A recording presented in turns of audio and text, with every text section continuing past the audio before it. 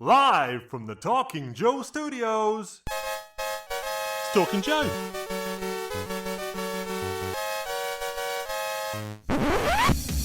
Talking Joe is on the air. Hey, it's me, Mark, and you are listening to Talking Joe. Now, this episode is a tie-in with Cobra Convergence 8 fan event, which, as always, has a Cobra theme. And this year, the Cobra Convergence theme is to do with the Cobra rivals and allies, such as Destro. So very fitting that we will be focusing on Destro issue 1 from Image/Skybound for this episode. If you want to find out more about Cobra Convergence, you can head on over to hcc788.com, which has the details and the timetable. And if you want to find out more about us, you can head on over to talkingjoe.co.uk, where you can find out all the details of Talking Joe, the G.I. Joe comics podcast. Now, with all that said, let's play that jingle. Don't they realize they're dealing with Destro? Black leather, arms dealer, silver mask, make you live in fear. Killer robot, gotta go bar. All the weapons to kick your butt. Let us end this farce. There's work to do. Hey, it's me, Mark, coming to you live and direct from the Energon universe once again. You are listening to Talking Joe. talkingjoe.co.uk is the website that has links to all of the places you can find us, like Twitter, Instagram, Facebook, and co. You can hear us on all of the regular podcast platforms. You can also find us on YouTube, where we will include at least an audio episode and sometimes a video version of our episode and little extras. Today, we will be looking at Destro #1, the comic from Skybound/Image, which was released on 19th of June 2024. And joining me, as always, it's a real American Tim. It's Tim Finn. Hello, Mark, and hello, listeners. Hello, Tim. So we're slightly late reviewing this one. Life and a little thing called Joe Fest got in the way and delayed us a little bit. But normally our aim is to try and cover the issues as they come out, as close to the time that they come out. So either the week of or the week after, we try and get some review footage out there. For this one, we got there a little bit ahead of time because we did actually get a chance to talk to Dan Waters, the writer of this very issue, ahead of release. So that episode is out there too. So if you want to find out more about Destro and the writing process, head on over to our past episodes where you can find the episode where we talked to Dan. My contribution, this is going to be a short episode. I'm not going to say anything new. I'm just going to repeat some interesting talking points that either I made or our guest writer Dan Waters made in that episode you just mentioned. So get ready, folks. Okay, very good. So the blurb for this issue was, and I'll point out here, as always, we're quite spoiler heavy. So we're assuming that in the course of our review, that either you have read the issue, which is the ideal, or you're not afraid of having a few spoilers if you have not read the issue. So, spoiler alert, Destro dies on the last page. So as a solo series for Destro, we're finding a lot more about Destro and the place that he plays in the Energon universe, which is, of course, a different continuity to the main A Real American Hero continuity. So it's building on what we've seen in Duke and in particularly Cobra Commander. It's really a continuation of the Cobra Commander story. The blurb for this issue said, "The next chapter of the Cobra threat begins here. James McCullen Destro, the 24th XX1V, quick maths there, is the man behind Mars Industries, the undisputed leader in providing high-tech weapons to world powers for the right price. But the emergence of Energon has changed everything. As Destro's ambitions grow, the Crimson's twins Tomax and Zaymot Powley emerge to destroy their competition, and Cobra Commander realizes his current ally could be his future greatest enemy. Mars, M-A-R-S, with dots in between, of course, stands for, Tim? Magical Allies Replacement Syndrome. Okay, glad you're on top of that one, Tim. That's Also, why... Destro dies on the last one. So this issue is brought to us by the creative team of writer Dan Waters, artist Andre Bresson, colorist, I said that in quite a French way, I've no idea what nationality actually it is, colorist Adriano Lucas, letterer Russ Wooten, editor Ben Abernathy, logo and publication design Andre Juarez, and production Richard Mercado.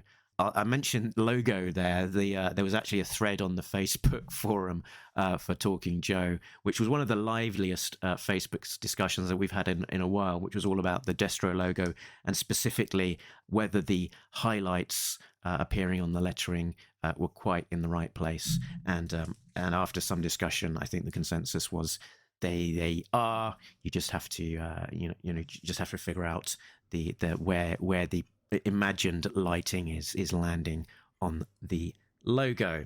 2 quick points. One, I very much appreciate that thread. I'm sorry I didn't get involved. It was a busy couple of days, and sometimes I look at something on the internet and I think, this is amazing. I can't get involved because I have to go, I have to go to a job or do a chore or something. So I did mean to jump in on that thread and heartily agree or disagree. So thank you for the originator of that thread, and also for those of you who commented. Also, speaking of this logo, this is sort of getting into talking about the covers. I like this logo. I don't love this logo.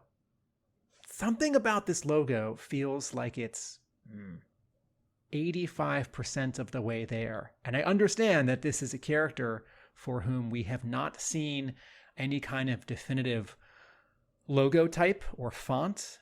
And it reminds me of the 1992 X-Men cartoon, where in the main title, all the characters are visually introduced with their name.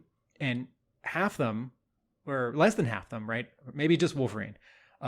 Wolverine, we have seen a Wolverine logo type before on the 1982 miniseries and the 1987 monthly series. But like Storm and Beast. Beast is the other one. We've seen his before. Oh, and Gambit. We've seen his before. Anyway, Rogue and Storm, they just made something up, and they're okay, but they're sort of not what those characters would get when soon after they got actual Marvel Comics miniseries. Anyway, I look at this Destro logo, this font, and I think, okay, it's hard, it's shiny, it's geometric, it's squarish. Those are things I can relate to Destro in a way that, the Cobra Commander one on his miniseries isn't and doesn't need to be. His is 2-dimensional, not 3-dimensional. His is not metallic. Something about this, something about how the shine is done, the highlight in the middle, something about the actual font, I feel like it's almost there. And that's all I have to say about the logo. Okay. So let's take a look at the covers which feature said logo, shall we? Let's have a look at the covers in the gallery. Okay. There are a lot because it's an Energon Universe issue number 1. That means there are at least... Anyway, cover to issue 1 is drawn by the actual creative team of the interiors, Bresson and Lucas. It's Destro sitting on a throne, a wooden throne, holding a golden AK-47, sitting on a pile of robot parts with mountains and sky and fire behind him. I actually didn't notice until many days after this cover that there is a Transformer hand on the bottom left, and there is a Transformer something on the bottom right. I'm going to say an ankle with an Autobot sigil on it. Although that Autobot sigil has been stretched in Photoshop, that's not the normal proportion. It's not in perspective here. It's just too stretched. But I had definitely registered the bullets and the BAT, the Battle Android Trooper parts And his briefcase, Destro's briefcase. Mm-hmm. The destroyed kind of Transformers on the cover is becoming a little bit of a trope. It's for sure features on Duke #1, and definitely also features on the forthcoming G.I. Joe #1, but probably on some others too, but that I don't recall off the top of my head. Yes. Did you want to make a comment, Mark? You made a good observation after our Dan Waters interview about something that the A cover to Destro 1 resembles. Yeah, there was a film from 2011 called The Devil's Double, which starred Dominic Cooper in the dual role of Uday Hussein, Saddam Hussein's son, and Latif Yahia, his body double. And the poster and DVD cover and etc. to this film featured a very similar image of Uday Hussein sat on a golden throne and holding a golden AK-47. So this is either a sort of an intentional homage or swipe to that poster and theme. If not, it's an incredible coincidence, or possibly one of those things where someone has seen something and it's in the back of their mind and they don't intentionally recall it, but it's still there in a kind of in a subliminal fashion, informing what their choice is. But yeah, I'm assuming this is an intentional homage to that poster. Yeah. On this cover, I don't love this cover. Oh, why not? I think there's a couple of things that I don't like about it. I think the things that sort of don't quite fit for me is the shape of Destro's head feels like a little bit unsymmetrical, a bit sort of like bumpy. I think that's to do with the line weight that's used on the head. And the other thing is that he looks like he's got a bit of a pig nose, a bit of a stuck-up nose. And I think that's part the illustrator and part the colorist, that the color that's employed makes it look like his nose is sort of long and sort of snouty.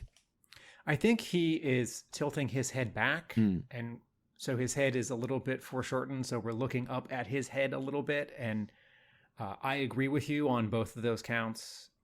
I don't think this is the best face for Destro we have ever seen drawn. Also, now that I'm looking at it, the chain of his necklace is stretched a little oddly across his chest, as like if the it's chain not is almost like to the bottom of his shoulders rather than around his neck. around his neck. Yeah. Yeah. I think I chalk this up to an artist getting used to drawing a character. Yep. Or this, and this might even be the third thing that Bresson drew. Cover B is drawn and colored by Andrea Milana, who is the series artist on the Cobra Commander miniseries. And so this is a nice sort of bridge because this has Cobra Commander on it. Also, Milana will be drawing issue 3 of Destro, so inadvertently this looks ahead to that. Here, Destro is in a different costume. This is the cover B.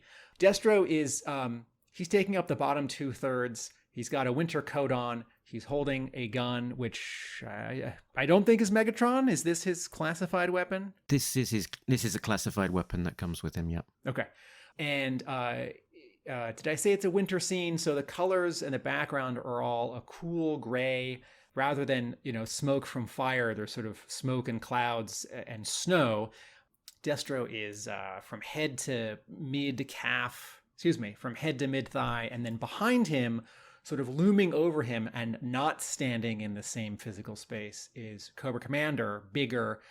We see his back and he's turning toward us a bit with one hand up in a maniacal clutch. And then behind both of them is some of the sort of family, mountainous, Scottish Highlands, Destro home burial ground thing.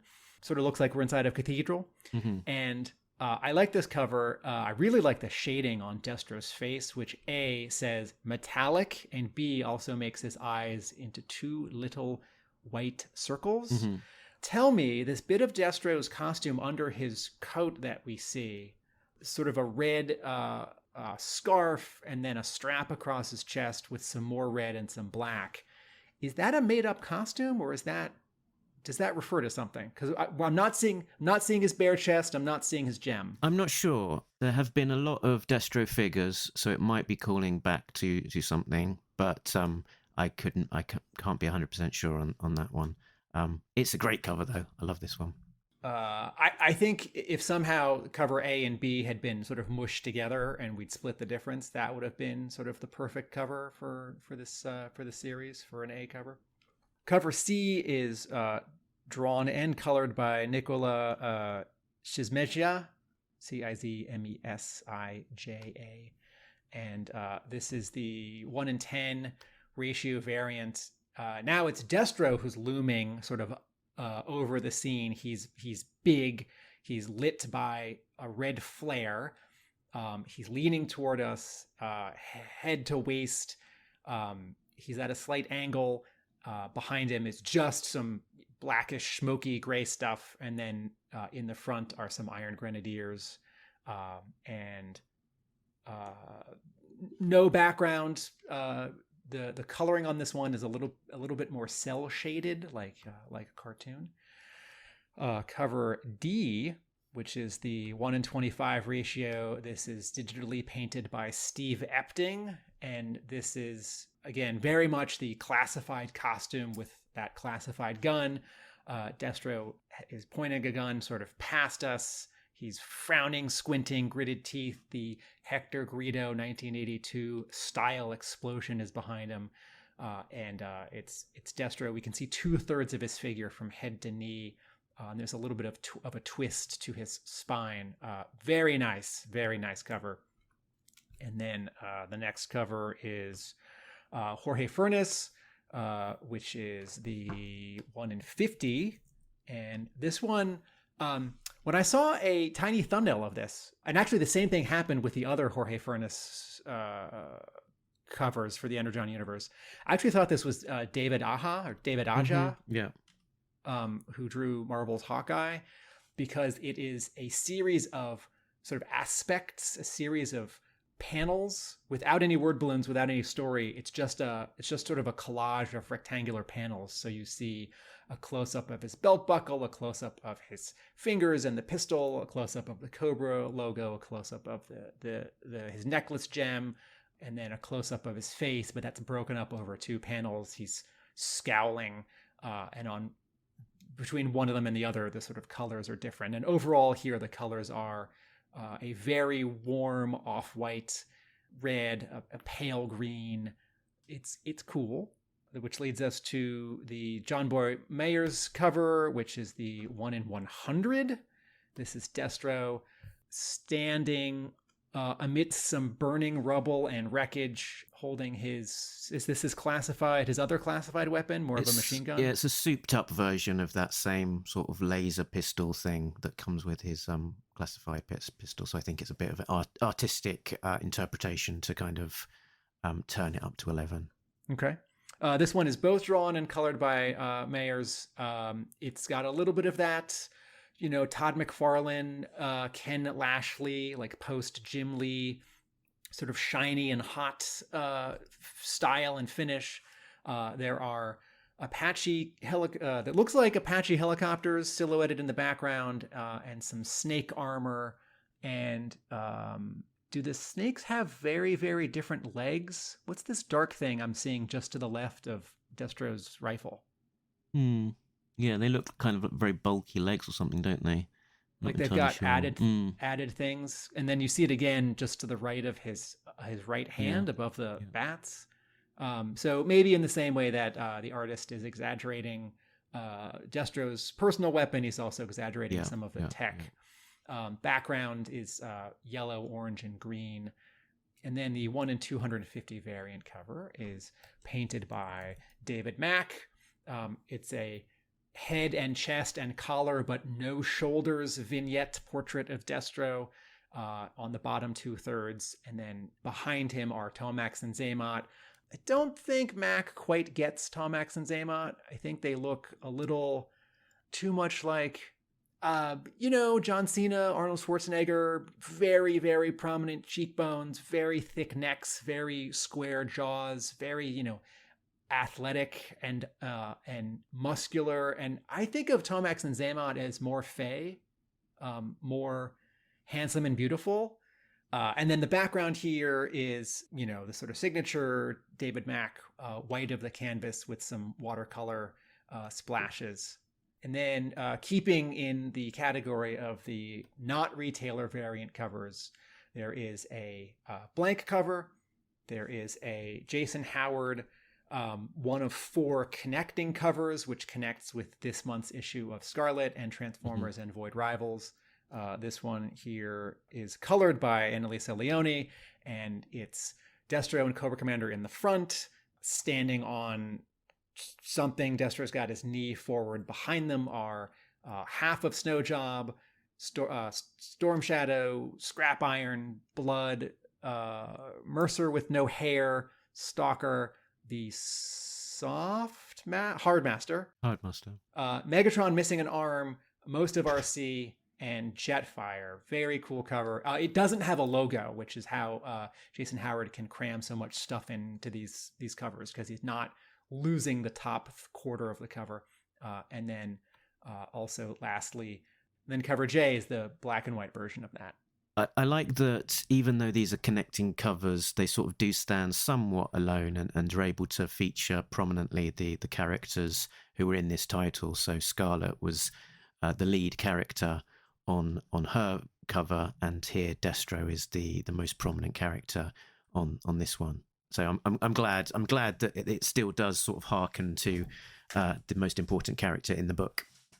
Yes, because when this was announced and I saw little thumbnails of these, I thought of that sort of Marvel thing where like this month's Amazing Spider-Man has a variant cover with Mickey Mouse and Donald Duck, but like redoing the cover to Avengers #1 from 1963 or something, and it says Avengers, but it's literally this month's issue of Amazing Spider-Man. Or, there's the new X-Men relaunch. There's Scott Koblish interconnecting variant covers, and it's sort of every X-Men character ever. And if you're buying this month's issue of a particular X-Men book, you're just getting like 50 X characters from 30 years ago, not the ones who are actually a part of the book you're reading. So kudos to Jason Howard for this composition, and the editor who asked for this and approved it.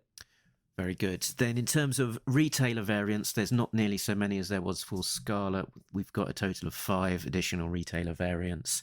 There's Black Saber Comics with Freddie E. Williams II, who did a lot of covers for IDW, so that's continuing on. That's a big image of Destro raising his fist aloft in black and white with red highlights.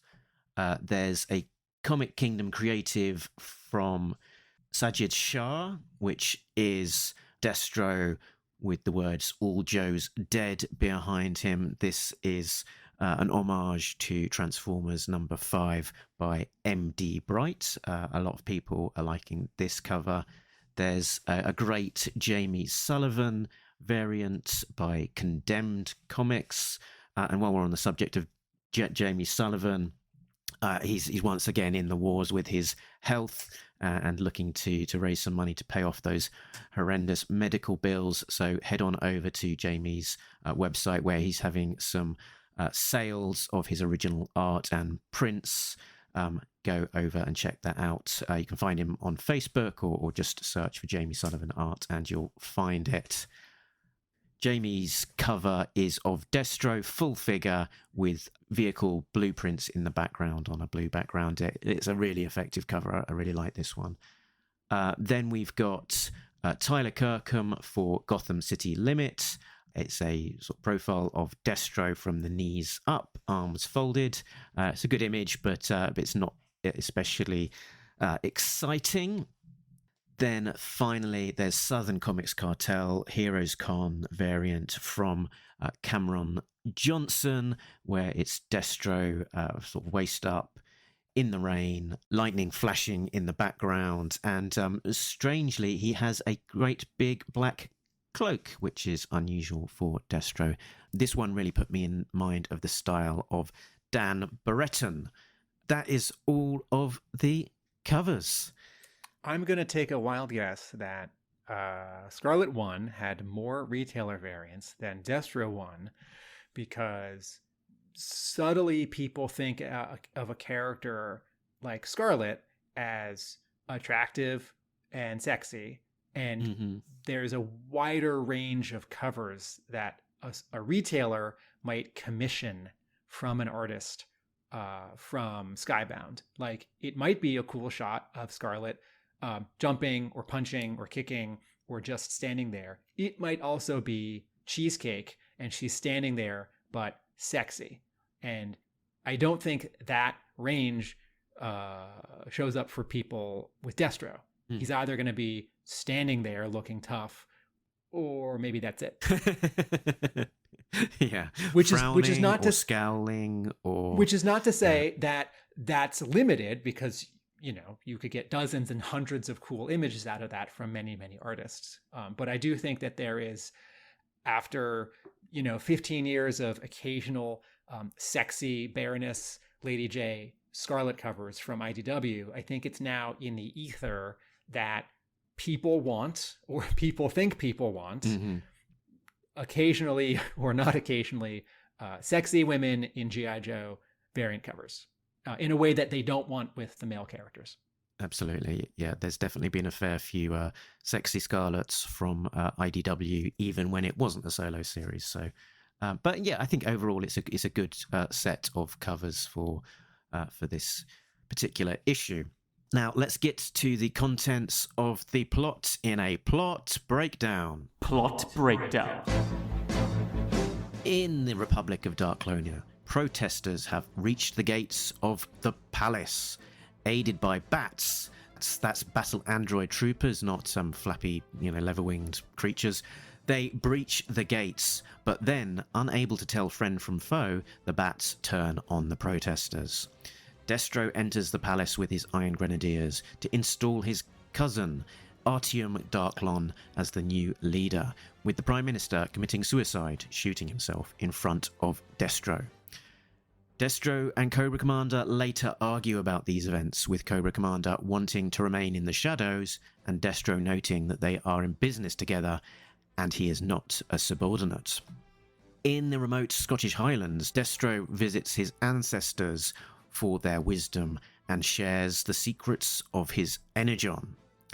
Later, in Darklonia, Destro has organised an arms fair attended by all the largest companies, including Miss Historia Colton Ritz, CEO of Hybrid Technologies.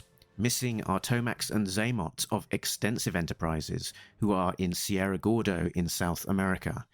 They oversee the culling of injured troops by their Crimson Guards to teach the field commander a lesson before they garrote him to death. While they miss the arms fair, they make use of their absence by launching a drone attack on the fair. Destro protects Miss Carlton Ritz from a specific missile attack, only for the missile to be revealed as a dud. It would appear I am at war, he declares, breaking into a grin. Dun dun dun, to be continued. So, that particular missile was a dud, but how about this issue, Tim? What did you think overall? I liked this. This is an oversized first issue, as has happened so far with Duke 1, Scarlet 1, Cobra Commander 1. It's $1 more, but I love the extra story. I think the writers are able to do a lot more, and we as readers benefit. I thought this was an excellent, in terms of story and in terms of character, I thought this was an excellent introduction or reintroduction to this character. This is someone who we know and have known for 40 years. This is a, slightly different version of that character, or that exact same character in a slightly different universe. So we have some elements that are very familiar, but we also have new combinations. The bats you hear from the get-go. This isn't finger quotes 1983, whereas the bats are quote 1986.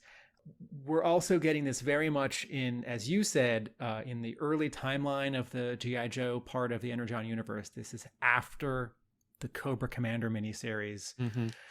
I was a little concerned when this book was announced with the cover, because as we pointed out, I think the A cover for issue 1 is good. I don't think it's amazing. It's not dynamic, and a cover doesn't have to be dynamic. It can be flat, it can be graphical, it can be symmetrical, it can be calm, it can be quiet. It doesn't have to be, Spider-Man like swooping through some buildings sort of at you in New York City. It can be, like Batman hunched over a ledge or a gargoyle. But the very specific fact of how Bressan draws Destro's face on the cover to issue 1 had me thinking, okay, Tom Riley's art is really special and different for G.I. Joe on Duke.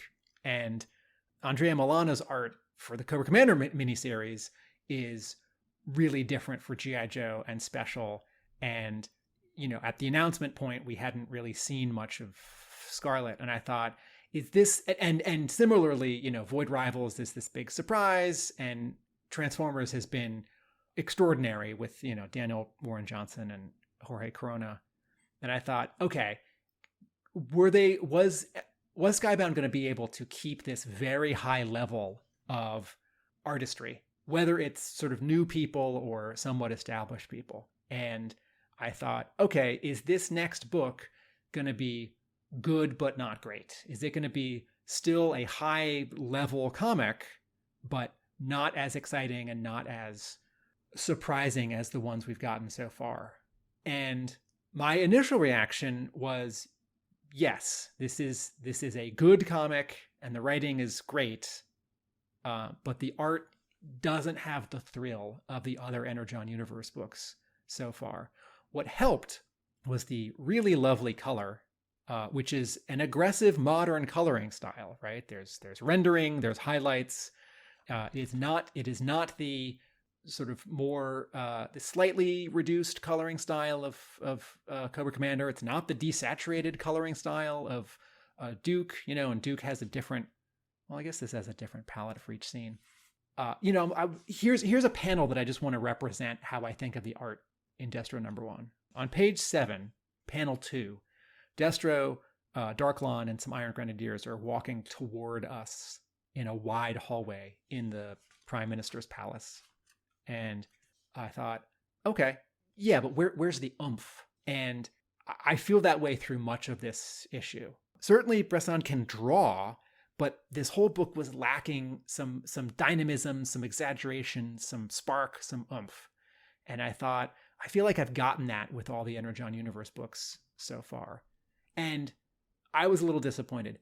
Then we interviewed Dan Waters, and he made the point that the art in this book is like war comics or combat comics. And it turned this around a lot for me, that this is not going to have some Jack Kirby, some John Buscema, some Gil Kane sort of exaggeration to poses and facial expressions and like punching and kicking and shooting, that this is going to be much more sort of regular anatomy and not exaggerated anatomy. And I actually wondered, Mark, if you see anything of like Battle Action Force or Battle, if you see anything in British war comics of the 70s and 80s in this, because I feel like I'm starting to. I don't know that I do see it, to be honest. There's not an obvious parallel to a particular story strip comic artist from that British school that sort of is immediately put in mind for me. So while I can appreciate there's an opinion that it sort of looks more like a war comic, I don't see it myself. I had thought perhaps that Andre Bressan was quite new and didn't necessarily have a huge amount of experience, but sort of looking at his profile, he has had a fair scattering of work here and there, the biggest of which is on the series Birthright. So that's a 50-issue series that started in 2014 with writer Joshua Williamson, and then subsequently a 12-issue series which ran up to May 2024 called Dark Ride, again with Joshua Williamson. So I think the entry point into the Energon universe here is his long-established working relationship with Joshua Williamson across 12 issues of Dark Ride, 50 issues of Birthright, and then there's some other appearances that he's worked on as well: Justice League Incarnate, Green Lantern, New Guardians, and so on. So there is a body of work there, and Joshua Williamson must think something of him to have that long established working relationship. But as you say, it's not necessarily. It's not bad, but it's maybe not quite up there for me with the high bar of and the excitement of the other series. And there's a few kind of examples of that I could point to for specifics of where maybe there's decisions being made here that kind of point to someone that is missing a trick or two, or focusing on what they think maybe looks cool rather than what helps the story and storytelling specifically. What do you think about the simpatico between the art and the color? I wonder to some extent, is it the right colorist for this particular illustrator? I think the scene where Destro and Cobra Commander are talking to each other over computer monitors works best, where Lucas is doing a little less heavy lifting, is limiting the palette more. And when I saw the preview for this book in some other Energon Universe books, and there's that full page splash of the bats flying or falling down sort of at you, Mm-hmm. I remember thinking, in terms of color, oh, this is just trying to be like very modern Marvel and DC books. And this color artist knows what they're doing. They understand how light works, and they understand what color can do to describe and obscure and distract and highlight. But it is a particular style. It is a very flashy, and it could be flashier. Like, every time we see the Prime Minister, I think it's actually a little bit restrained. But there are a lot of colors in the opening 5 pages of this book. And that is very different than what we've seen in all of the other Energon Universe books so far. And my first impression when getting a preview of this was in the same way that I thought, okay, I don't know if the art is quite up there for me compared to the other Energon Universe books. I don't know if the color is, because I generally like fewer colors. I generally like colorists to work within a limited palette and not the 16 million colors that are possible in Photoshop. The splash page that you sort of pointed out, I think is a key moment, and it was in that preview. But to me, that was one of the sort of the examples that I pointed out that maybe the artist is going for what looks cool rather than necessarily what serves the story, because you kind of got this giant bat sort of jumping towards us. They've got all of these different attachments on their hands. Some of them got 2 claws. Some of them got flamethrowers that are setting off midair away from any useful purpose.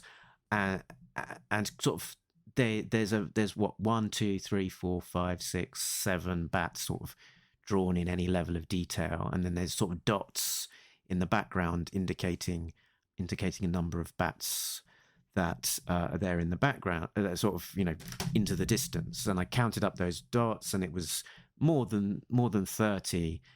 And I think that sort of worked slightly counter, perhaps, to the story, where perhaps there's a small group of guards that are indicated guarding the palace, which are overcome by a small number of bats. Or one bat. Or potentially even just one bat. Yeah. And then if there was, close to 40 bats in amongst this crowd of protesters, and they can't distinguish threat from foe, and they start killing everybody, then the more bats there are, then the more casualties there would be. And that doesn't seem to be the case. We see just perhaps one bat opening fire on them. So yeah, a cool image, but perhaps one that maybe doesn't help the story overall. And I found this opening sequence that was featured prominently in the marketing leading up to this quite confusing, and I did have to read it a number of times to fully make sense of what is happening. That you've got the prime minister sort of bunkered down in his palace. You've got what are meant to be peaceful protesters mostly. They've got, you can see some signs in some sequences where they've got a sign that says "We deserve peace." They're not shown with it, having any weapons or anything, but at certain times it's a little bit confusing. So later on, they've got sort of weird masks that make them look a little bit like maybe a ninja squad, and the one on the left in that particular panel, he's got I think he's holding a placard, but it's sort of going off at the edge of the screen, and it makes it look like he's maybe holding a sword. You're talking about page 5, panel 4. That's right, yeah. And then you've got the guard, which is guarding the palace, and they're in these sort of nondescript sort of mufti, uniforms, paramilitary uniforms that are sort of, different colors. Some of them got maybe sort of bandanas or, or caps or different goggles or different gear. Nothing to suggest that they're an organized military. And I think that's a misstep, because you sort of like, it's less easy to sort of differentiate the protesters versus the soldiers, apart from the fact that the soldiers have got guns. Yes, I wholeheartedly agree. And I felt this way both when reading the preview, but I was also, the previews I've been reading with sort of 80% attention, because I want to really experience these opening scenes in these issue number 1s in their sort of full proper context when the issue number 1s come out. Yes, Bresson's storytelling is not as clear as it could be in several places in this first issue. At the bottom of page 1. On bottom of page 1, are you about to say that the doors to the palace, a door to like a structure like this would always open outwards, because that's where the strength would be? You have a battering ram that has to knock down doors like this, because a big gateway is going to be structurally sound, and part of that is that they open outwards. If they're designed to open inwards, they're weaker structure, and so having these doors open inwards, looks bad from perspective, but also bad from an architecture point of view. That's good. What I was going to say is, on the last panel of page 1 and the first panel of page 2, the palace guard, the prime minister's thugs, he calls them soldiers. Yeah. So I agree.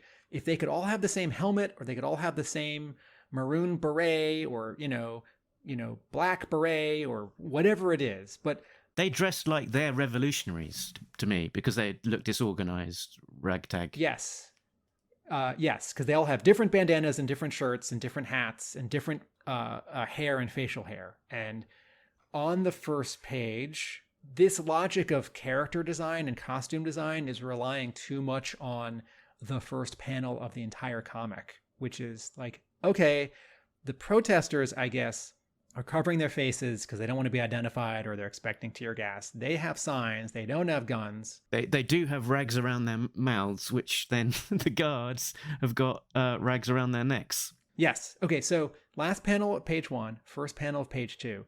The guards come out. We are looking at them straight. They see something. And then in the next panel, we see a bat. And it sees something. And it's standing in front of, I wasn't sure who, but it turns out to be the protesters. And then in the third panel, it pulls its arms up. Its arms up, and its arms are armed with machine guns. And it's looking straight. So I don't know where it is in relationship to the doors of the palace, or the armored wall, whatever it is. And then in the final panel on page 2, the guard react. And we're still looking straight on, although they've turned a little bit to the left. And then there's this confusing, like, analysis, computer, binoculars, like satellite imagery, POV shot, which is all in light blue, where we see a bat and there's some call outs on its tech. And I don't know who's doing that. I don't know if the guard are like looking through like scanning binoculars. It's like, oh, it has a logic circuit. Oh, it's got a heat signature targeting system. It has a modular Gatling arm cannon. Or if this is like back at Destro's headquarters, he's like, my bats are so armored. So I don't know who is seeing this or who is like broadcasting or transmitting this blue image. I think that's meant to be like a cinematic visual. It's like sort of pausing the movie and we're sort of zooming in and being shown this cool thing as the audience rather than a participant in the story. Okay, so that one I'm going to pin on Dan Waters. Dan Waters, it was great having you on the show. I like this issue. I'm sorry, this panel does not work. And also it happens again on page 25.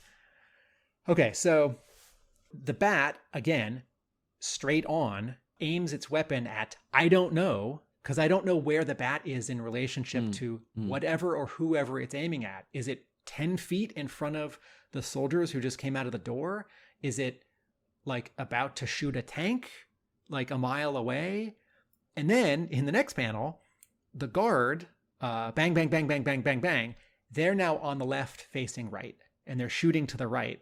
But on the previous page, they were in the center facing left. Now, I've heard really convincing arguments for why comics don't have to follow the 180-degree rule, which is a cinematic television and film rule. And there's certainly directors and like video game directors who don't want to follow the 180-degree rule.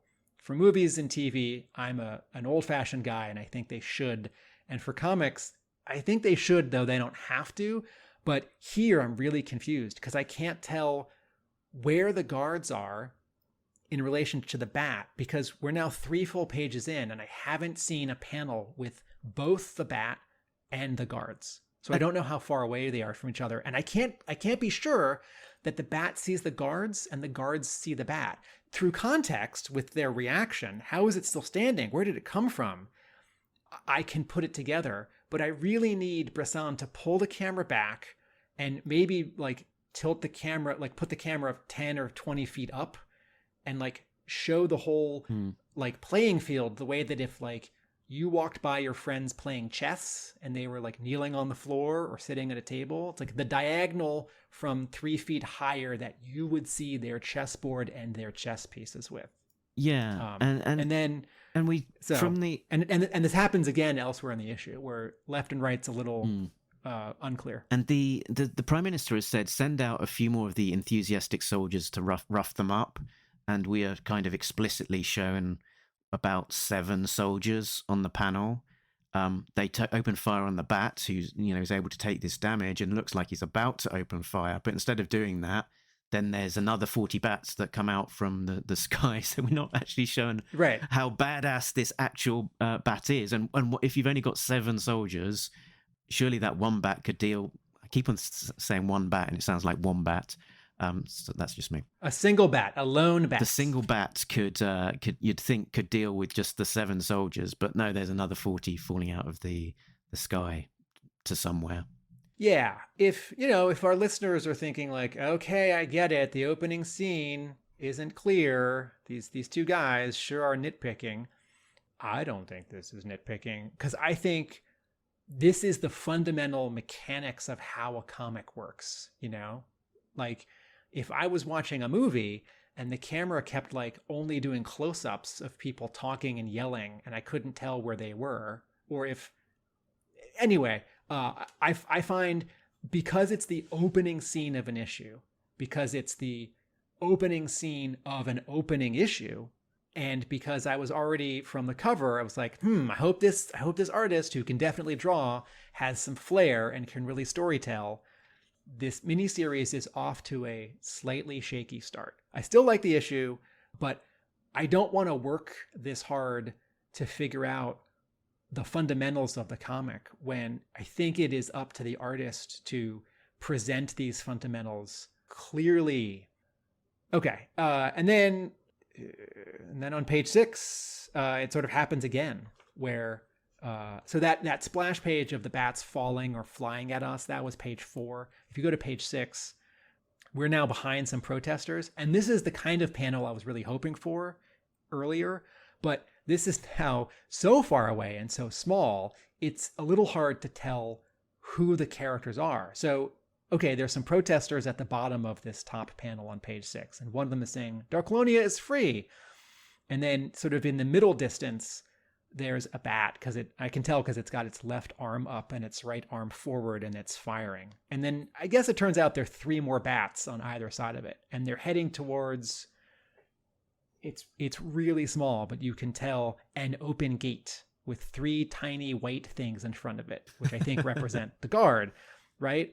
And I really needed this panel twice as big earlier in the comic, so I could just see like where, okay, there's a bat and behind it are protesters and in front of it are guard. Or flip it, there are some guard and in front of them is a bat and behind the bat are some protesters.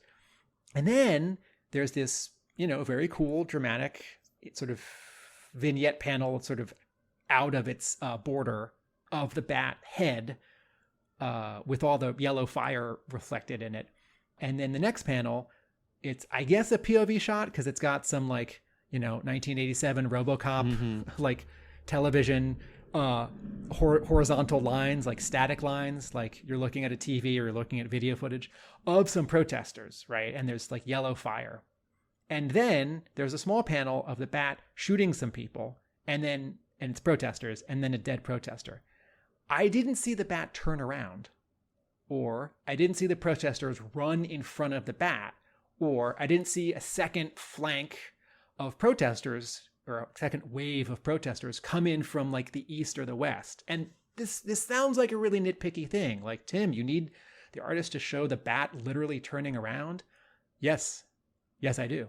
Because this is a key story moment where the bat isn't just shooting at what's in front of it, the bad guys. It sees other people and shoots them. And if I miss this, if I'm like distracted by, wait, is there another group of protesters? Did it turn around? Did they teleport in front of it? Is this a different bat? Then I'm like actually not taking in the story. It's like if I'm in a movie and someone next to me is talking, and for like 20 seconds, I sort of miss the story because I'm like, why is this person talking? So I hope that for issue 2, Bresson's storytelling gets stronger.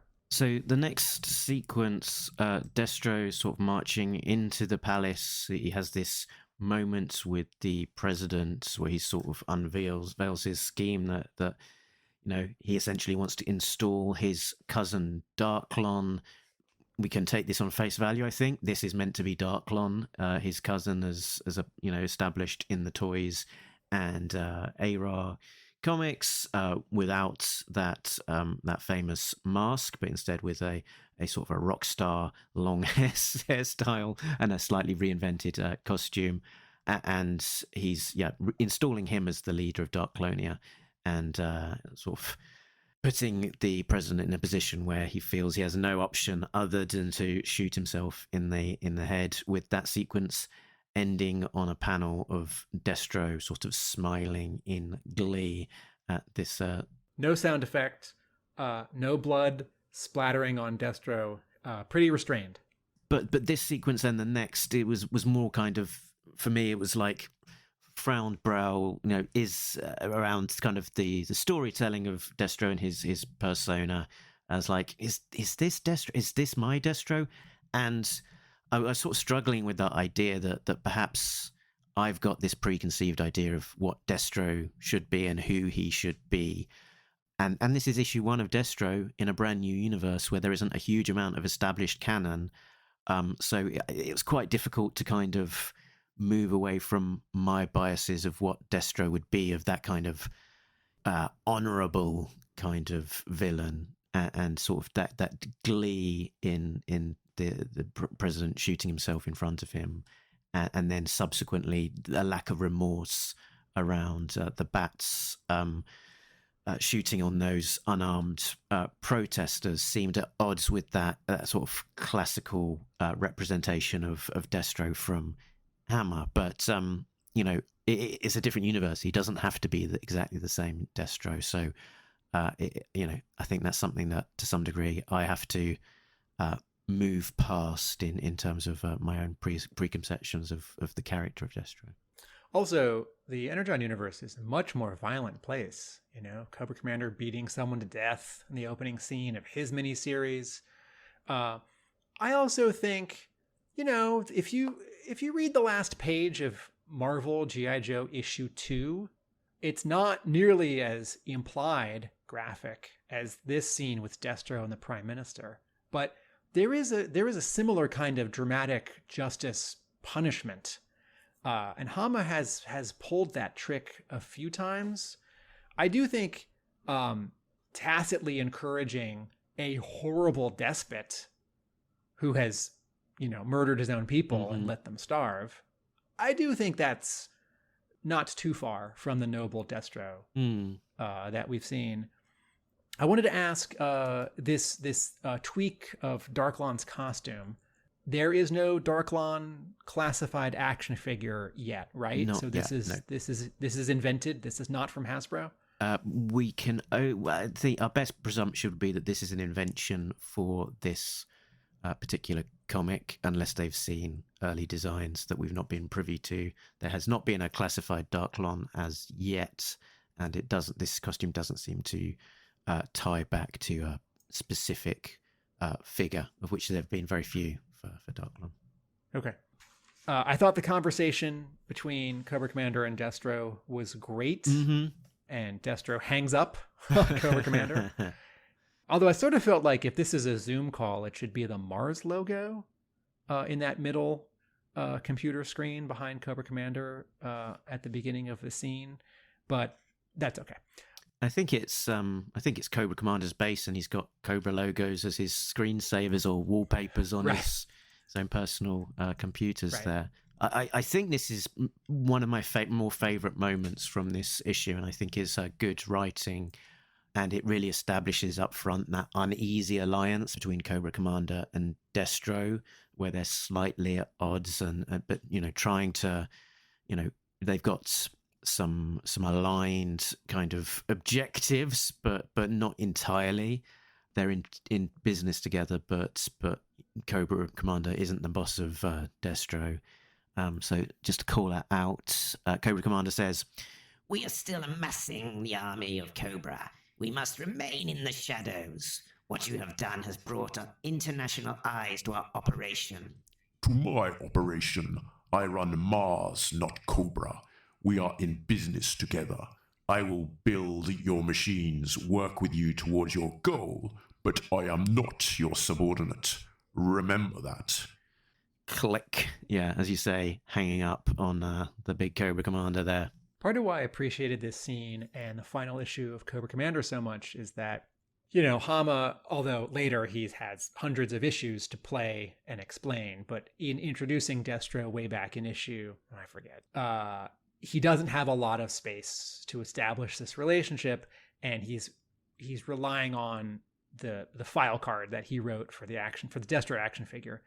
I just rewatched the 3rd and 4th episodes of G.I. Joe, and I was reminded that though the first thing Destro does is deliver a weapon to Cobra in the first episode of G.I. Joe, you know, he doesn't say Mars and he doesn't say my company.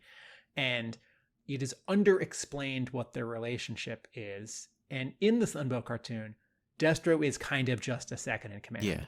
Twice he refers to developing tools, but you know, he doesn't say Mars. He never like calls anyone back at Mars R&D or visits a Mars factory. Cobra Commander doesn't talk about, I think one time Cobra Commander refers to not having the money to pay Destro for equipment. But considering what a vital part of Cobra Mars and Destro would then be, as a kid I was always either a little confused or I just sort of defaulted that, well, you know, Destro's, you know, number 2 and Baroness and Major Blood, or, you know, number 3 and 4. But that's really not what it ever has been. And so I like that Destro gets a spotlight here where he can be an enemy weapons supplier. He can be a weapons supplier, and we can have from the beginning some back and forth about their relationship. Yeah, absolutely. In the comics, yeah, he's very much sort of established as a kind of a specialist almost, isn't he? He's not... Mars comes later as well. I think the Pipeline Ploy is the first issue where we see him properly, and then but we've seen him in like shadows, maybe in the issue before that. Hey, Mark, in this scene, Destro says the bats needed field testing in the field, Cobra Commander. Their IFF programming remains volatile at best. What's that? I think that is if friend or foe. So I guess the detection that would let them know if someone is on their side or not. Okay, so that's a military acronym Yes. or a science acronym. Yes. And that does not merit a footnote in this issue. And I can imagine in some other G.I. Joe comics it would. So I'm glad you were here, It would. since I didn't bother to Google it before this episode. Yeah, it was one of those just one of those things. I know. I think it's actually something that Larry Hama used around about issue 200 when the pit was under siege, and something that Cobra had was this IFF sort of friend or foe detection, which the Joes, as part of their kind of guerrilla tactics to mess with the kind of invading Cobras, they sort of changed the settings on that, which meant that they ended up sort of opening fire on one another and that kind of thing. So yeah, there is a specific Joe callback to that particular acronym and technology. So then the next sequence we've got, he's sort of visiting this ancestral tomb and sort of talking to his ancestors, with these statues with sort of Destro-y looking masks in various sort of guises. And this is I think a new construct where it's very much Destro's Fortress of Solitude, indeed, with I think it's Destro's Fortress of Marsitude. his Fortress of Marditude, where he's presenting sort of glowing crystals to talk to his ancestors. I wonder if a little bit Superman inspired. And he's listening. He's asking them for advice, Mm-hmm. and he's listening to what they say. So it's not just that he goes to a dramatic place, which we've never seen and is a little nutty. It's that he talks to them and he hears them, which is even more nutty. And I like that. Very good. Destro being presented as slightly... Is unhinged a too strong a word? there are definitely elements in this book. I think he's a true believer, but he's a true believer of himself. So yes, maybe that's a way of saying slightly unhinged without saying slightly unhinged. So 3 weeks later in Darklonia, we are introduced to Wardoff Historia Hilton. Is it? I think her name is Marriott Hojo Sheraton. Holiday Inn. Miss Colton Ritz. Did you know, Tim? Did you know that Historia Colton Ritz is not an invention for this comic book? What? She is from the Transformers cartoon, The Girl Who Loved Powerglide. Oh, very good. Very good. Good find, and good on you, Dan Waters and/or whoever at Skybound for pulling that out, for digging that deep. So from the Transformers wiki page, it describes her from the cartoon as follows. After the death of her father, Astoria Colton Ritz inherited his vast fortune as well as his company, Hybrid Technologies. So much the same, I think, as this comic. Spoiled rotten, Astoria is mostly a figurehead with little control over the company's goings on. Instead, she spends most of her time throwing herself lavish parties and wondering why nobody wants to be her friend. She has a bizarre ability to jinx any mechanical device just by coming into contact with it, which is one more reason to keep away from her father's company and its equipment. Her father gave her a necklace with a top secret formula and requested she never take the necklace off. Astoria also has a thing for Powerglide, the Transformer. Is that an Autobot? Yes, he transforms into a magenta A10. So pretend a Rattler is much, much smaller and pink. Very good. So there we go. That's where the character came from. So she's hanging about by the poolside and then moves on to The Arms Fair, where we got a double-page splash of the Arms Fair showing Artem Darklon introducing the first biannual Security Innovation Defense Expo. In the background, we can see a despoiler and other things with a sort of a tank that looks very much like a Hiss and other kind of intriguing-looking silhouettes. And all of the great and the good from various industry players are there, with the exception of Extensive Enterprise, which we'll see a little bit later. This scene reminded me of somewhere between issue 101 and 109, Larry Hama in the Marvel run. Or was it issue 98? He had, foreign leaders could buy Terradromes, and there was an arms show. As I saw this here, I thought, yeah, this is a very Destro thing for Destro to do. And we see Mercer, who we'd previously seen in the Cobra Commander series, as well as Duke. But Mercer is now in his toy costume. Yeah, he's definitely drawn here as the V1 toy costume version of the Mercer, and I think looks less exciting for it, to be honest. Yeah, but, Destro's changed costumes a couple times in the Cobra Commander miniseries, so I think it's okay. And, don't worry, he's back he's in an even newer costume on the back cover to G.I. Joe #1 by Tom Riley. Yeah. So cut to where the heads of Extensive Enterprise would be, Tomax and Xamot. They are in Sierra Gordo, South America. That's a nice nod to a G.I. Joe locale. Yes, and they are arguing with a bad guy, and then they do something terrible, which sort of echoes the Destro scene at the beginning with the Prime Minister. Xamot does have his scar. I just wanted to note this, that in the Duke miniseries, Major Blood does not have his eye patch, and then he is injured. So we see a little sort of origin for that in this continuity. I'm trying to remember in the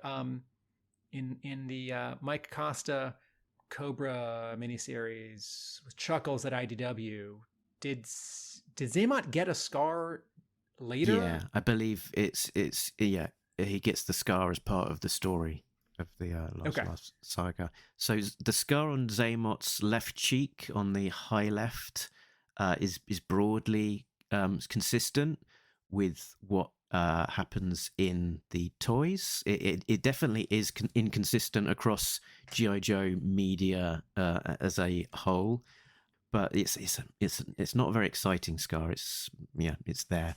His hair, so Xamot's, his hair goes left to right as a parting. He's normally drawn with his hair right to left. There's a nitpick for you. And did you notice that this field commander that they're arguing with looks quite familiar? I thought maybe he did. I couldn't place it. He is the spitting image of Abraham Ford, the fictional character from the comic book series The Walking Dead, as portrayed on screen by Michael Kudlitz. So a different Skybound comic that they are crossing over with here. Yeah, so that sequence, we talked about it with Dan Waters. It's a particularly powerful sequence, I guess, where they are decimating the troops of this field commander for their lack of willing to put themselves on the line, and a fairly brutal scene of these Crimson Guards who are introduced in this issue. Just to note again, I'm always surprised by how quickly some of these key cast of characters are introduced in this book, so I should stop being surprised by it. But opening up on this field hospital and walking away with it, and that last panel of the Crimson Guard sort of framed by the sort of smoke and the burning tents, particularly impactful. And then they get their own hands dirty as well, going on to garrote Abraham Ford before ordering this launch on the Arms Fair via drone attack. And did you have something to say about the art in this drone attack sequence? Well, first of all, hey, there's Scrap Iron. Yeah, good old scrap iron. You know, that's the way to do it. Keep that, if you've got a core cast of characters, you just use them. Good to see him back. That's page 25.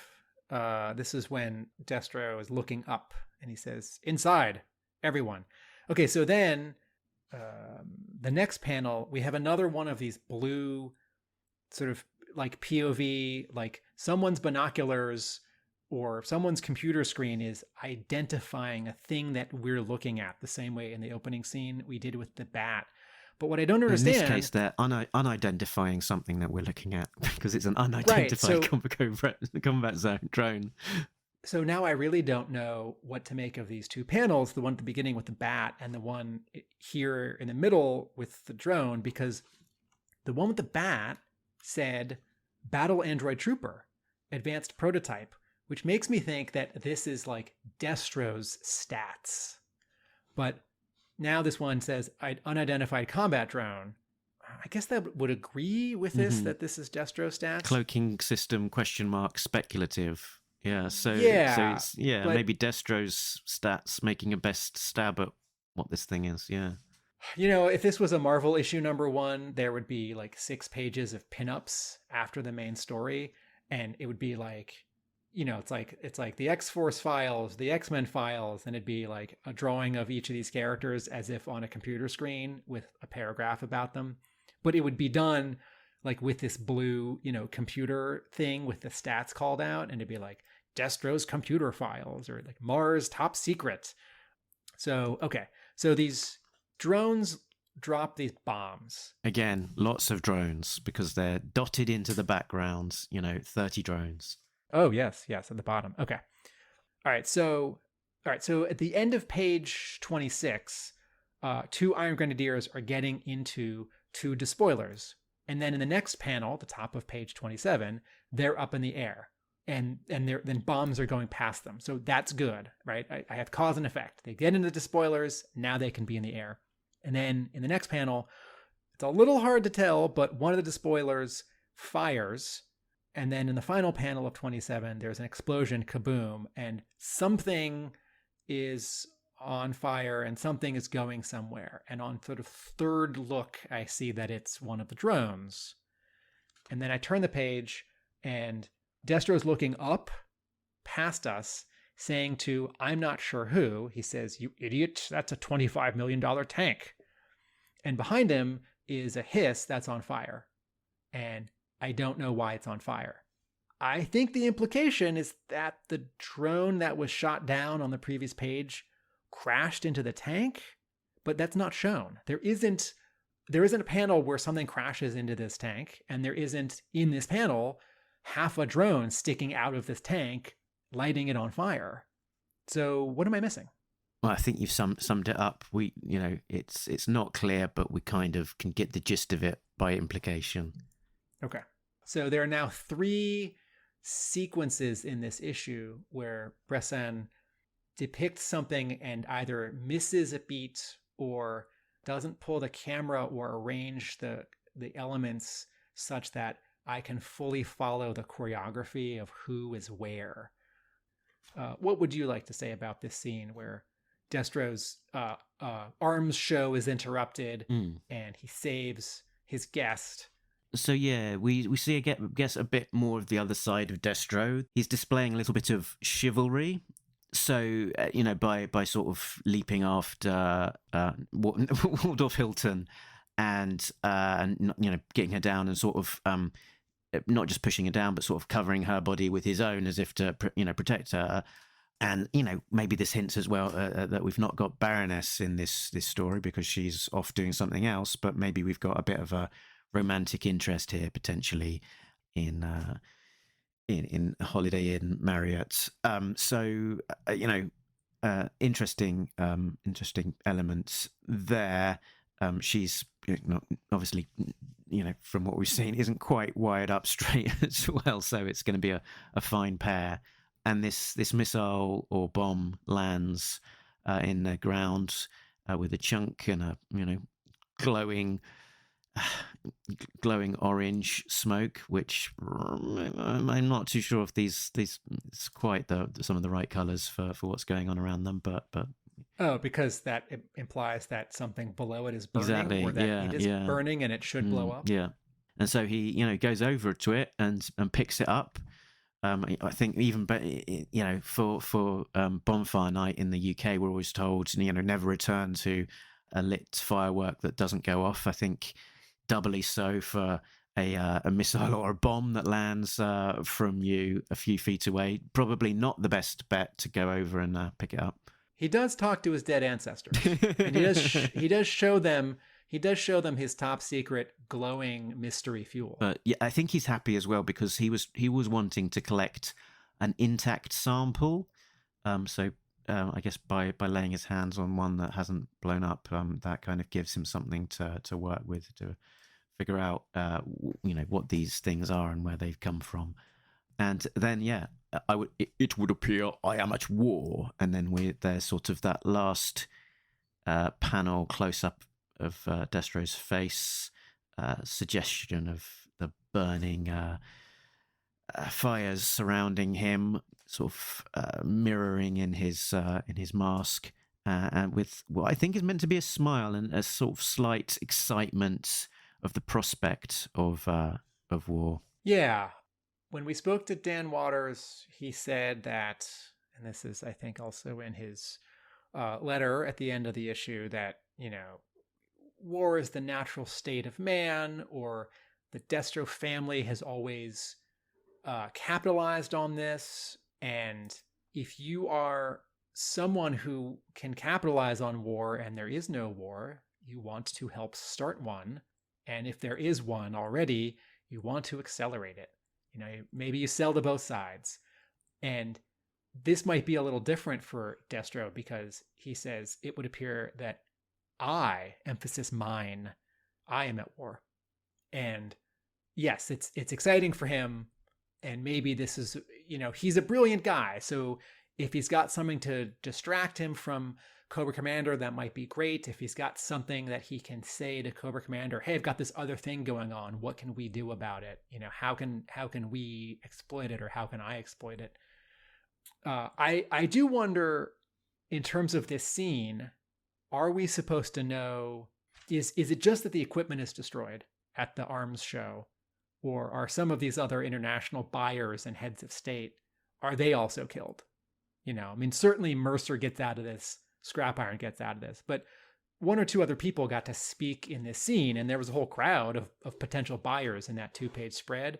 And I don't know that we need to know. I don't know that we will know, but I'm a little curious because you'd expect the other thing to happen in this scene at the end on the final page or the second to last page is Destro picks up his phone and does damage control, like Mercer, get everyone to the backup buses and get them out of town, or, deploy my medics.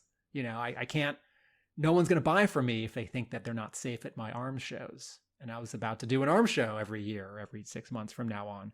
So I'm sure we don't actually need to catch up on this in a future issue. And I don't know that it will be caught up on, but I wouldn't mind. I think it might have been in the interview with Dan Waters that we did, where we sort of commented on this scene and, his act of heroism, perhaps, of trying to save Colton Ritz. And but he mentions that, it's an arms fair and it's not a good look for kind of CEOs and so on to be killed at the arms fair that you're hosting, so possibly not quite so altruistic doing that. But the attack doesn't, beyond a few explosions, doesn't really show a human cost to the attack. On the second page, after the drones are introduced, there's a little panel with lots of people sort of running away after when Destro says we're under attack. Maybe to inside the castle, maybe there's a bunker, but it's not spelled out to us that there's any human cost to this attack. I also recognize that Waters may want this to be unclear until a future issue. So I'm not calling this out necessarily as a problem. Since we've been poking fun at Astoria called Carlton Ritz's name, I just want to say 3 quick things. One, That episode, The Girl Who Loved Powerglide, was written by David Wise, who wrote a bunch of great season 2 episodes of Transformers, and 4 or 5 of his episodes together sort of inadvertently create a lot of mythology about Transformers. Not that one. Astoria Colton Ritz, that's a fun name. I think that's a fun joke. I'm not making fun of it. If we're doing hotel name jokes, I think that's a cute joke to do for an 80s kids cartoon. And also, I do appreciate that in naming her that, she has a hyphenated last name. And that's a thing in real life that you don't see as much on TV. And so when, G.I. Joe or Transformers does something like that, includes, a little more variety in kinds of people whose parents both gave their last names to the kid. That's nice. Good. Cool. So I'm ready to wrap up on this. Yeah. For me, my summary is, it's a difficult one to judge overall, because I think there's all of these different things, and your feeling about a comic is, the art and the story is so interlinked. It's sometimes difficult to separate one from another. It's, of the 4 series that we've seen so far, for me, this is my least favorite, which is not to say that I dislike it, but I think particularly the art for me on this one is less in tune with my own personal preferences, sort of slightly less stylized and exciting and sort of different, and giving me something new to what we've seen in G.I. Joe previously. And as I say, I think there's some storytelling weaknesses that made it harder to follow initially, and sort of dented my enjoyment. I think the writing specifically is overall quite good. I think there's a hurdle that I've got to jump over in terms of some of the biases that I'm bringing from my own personal characterizations of Destro, which shouldn't, I think, impact on the overall score of this, because that is a pre-existing continuity view of the how my version of Destro would act, rather than necessarily how he acts in this new universe. Not a big fan of kind of that smiling Destro, seeing the destruction around him. But there we go. So with that in mind, overall, I did enjoy it. I am looking to see how it progresses over the course of the 5 issues of this series. But as I say, probably based on what I've seen so far, my least favorite of the G.I. Joe Energon universe books that we've seen. So probably like a 6.5. So not a regrettable read, but some flaws within the book. And as a show, for those who are new to Talking Joe, we always tell it like it is. We're not afraid to score things a little bit lower where we're not enjoying them, because not every book gets a 10. For us, it is a rare exception. I think one book got a 10. For new listeners, Mark less, me more. Sometimes we or I give very low scores on a scale of 1 to 10. I agree with your overall. I would give this a 6 because of those 3 storytelling panel layout issues. I do think Bresson has a lot of talent, and I like sort of everything about this book except for those 3 scenes, how they're visually depicted. I'm also slightly keeping in mind a different point of view on this book, which is the person who comes into my store to buy it. And I am very detail oriented when I'm reading and taking notes on a comic for this show or just in general.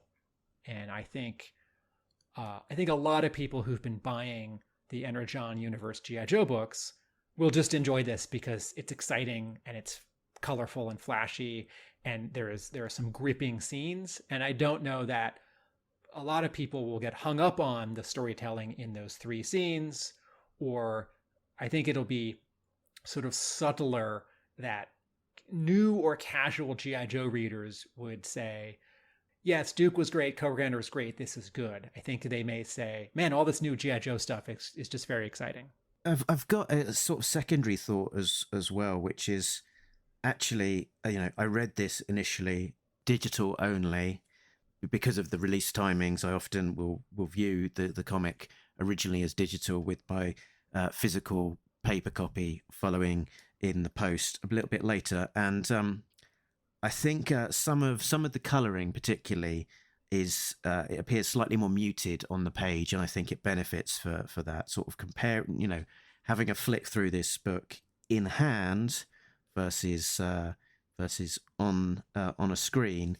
I think it does benefit. So I'd probably bump up a half a point comparing probably the physical copy here versus a digital PDF.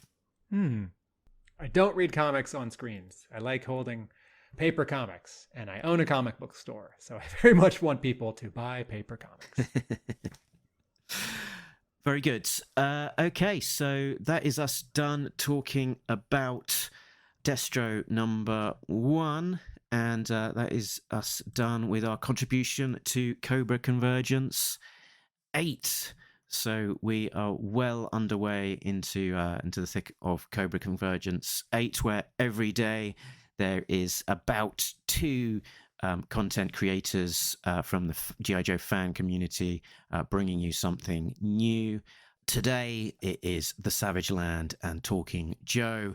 On Friday it will be Action Robot Punch with the Full Force. So I am expecting that on Friday or possibly Saturday, if Chris is delayed, he'll bring you the Full Force Weekly, which is of course a weekly treat for a catch-up of all of the happenings in the world of G.I. Joe. So, as always, Cobra Convergence, a great opportunity to explore some of the content being created by across various media and themes for G.I. Joe.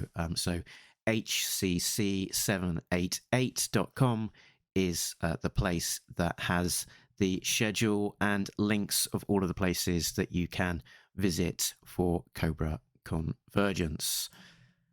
So we are Talking Joe.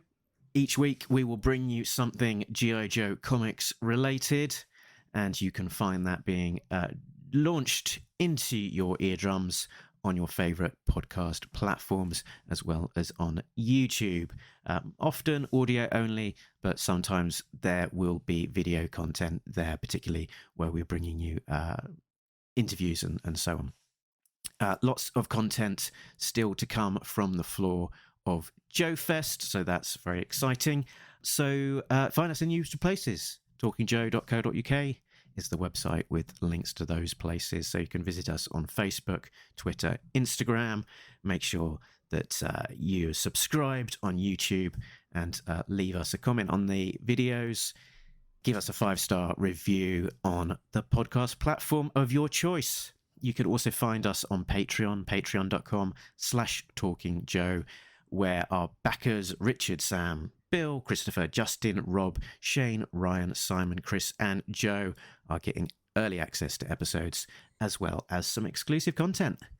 And they are lucky enough that at the moment, there's quite a few episodes they've got early access to, particularly with the Joe Fest content that I'm editing and putting together in advance of putting it on our weekly feed. Tim, where can people find you when you're not talking to me about G.I. Joe? My brick and mortar shop in Somerville, Massachusetts is Hub Comics. With my creative partners in New York, we post video essays on TV and film. That's Atomic Abe Productions. That's atomicabe.com, or at Atomic Abe on YouTube. And I write about G.I. Joe at my blog, arealamericanbook.com. So each week you mention Atomic Abe as your other project. Let's just linger on that a bit longer, Tim. What can you tell us about? So you're producing interesting sort of pop culture content, a lot of throwback to sort of 70s, 80s sort of TV nostalgia. Can you maybe give us a flavour of some of your most popular content there? Yeah, we have a couple series. One's called Behind the Backdoor Pilot, A backdoor pilot is an episode of a show which tries to launch a spin-off, and oftentimes it's really conspicuous because the main characters of the show you're watching aren't around very much, and a bunch of new characters show up for the episode. Like that episode of Chips, where at the beginning the two cops are like, "Oh, we can't handle this case. We have to give it to the ninja cops that we know that we've never talked about and you've never seen before." And then the rest of the episode of Chips is this like basically a pilot episode of the ninja cop show that never got picked up.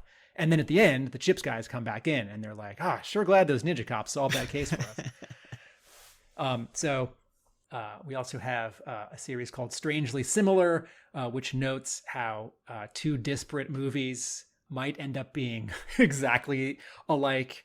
And we've done a couple essays like freestanding ones like 3 ways to make a shark movie.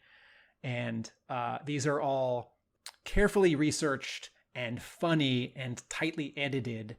And I'm very happy to be working with 2 longtime friends, Nick Nadell, who is editing my G.I. Joe book, but more to the point, has written for HBO and The Onion, and Kevin Marr, who has edited for Comedy Central. And both these guys have done lots of interesting writing and producing and editing jobs for various TV and website outlets. And I'm always delighted to see what they come up with. Cool.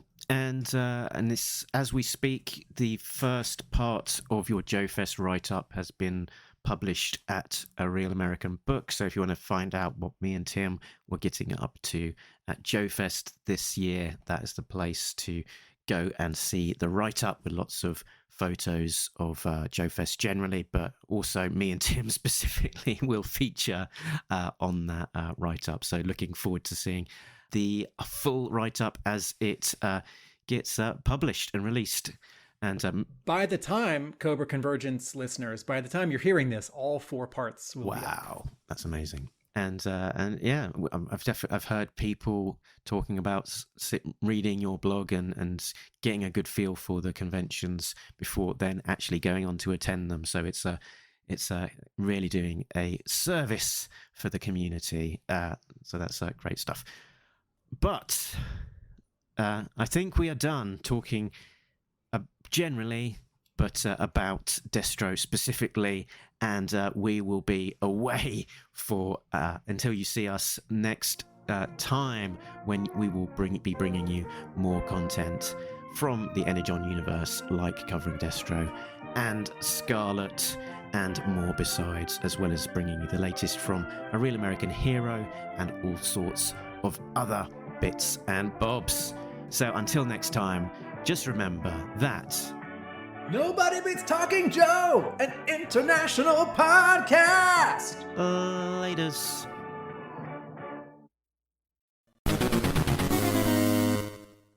Hey, and welcome, my friends. July is upon us, and we're having a convergence. A special convergence where you get to enjoy G.I. Joe content every day for the entire month. And this year, we're doing it to honor HCC 788 and all he's done for us over the years. 10 years of great content deserves our gratitude and respect. Oh, and he is still involved a tiny little bit, as links to all participants can be found on hcc788.com. Link in the description. I hope you all enjoy a great convergence.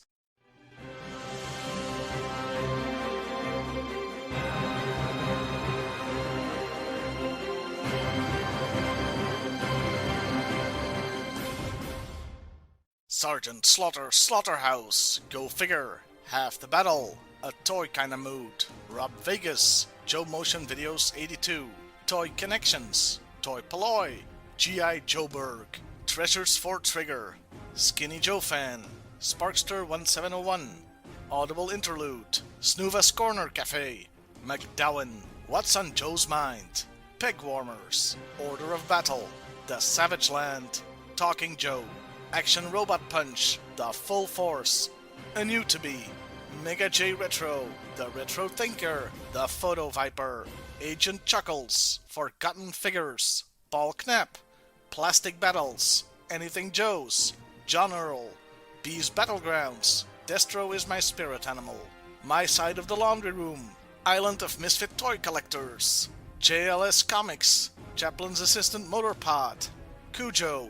A Punk with Toys. Toy Domination.